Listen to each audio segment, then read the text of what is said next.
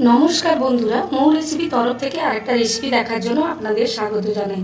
আজকে আমি রান্না করব চিংড়ি মাছের বড়া। এই চিংড়ি মাছটাকে কিভাবে আমি বড়া করি আপনারা সম্পূর্ণ রান্নাটা দেখতে থাকুন। প্রথমে চিংড়ি মাছটাকে পেস্ট করে নেব।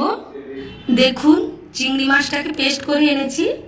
এতে পেঁয়াজ কুচি দিয়ে দিব,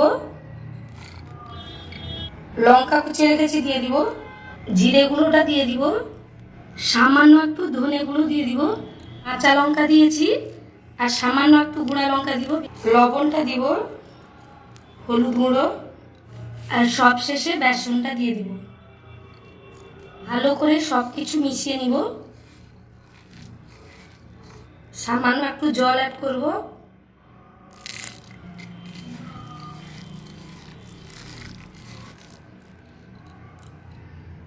বড়াগুলো সর্ষের তেলে ভাজবো, তাই কড়াইতে সর্ষের তেল দিয়ে দিব। তেলটা আমার গরম হয়ে গেছে, আমি বড়াগুলো দিয়ে দিব।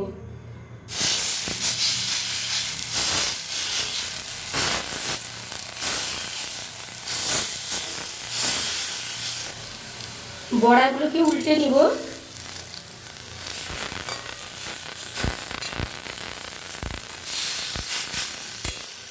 বড়াগুলো গরম গরম ভাতের সাথে দারুণ লাগে খেতে। আর একটু তেল ছড়িয়ে দিব। বড়াটা ওপাশে হতে দেব। বড়াগুলোকে এইভাবে জেঁকে জেঁকে দেব, যাতে ভিতরের অংশটাও ভালোভাবে ফ্রাই হয়ে যায়।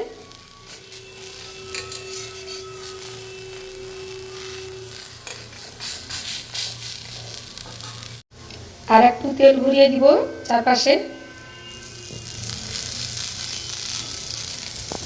বড়াগুলো ফ্রাই হয়ে গেছে, আমি তুলে নিব।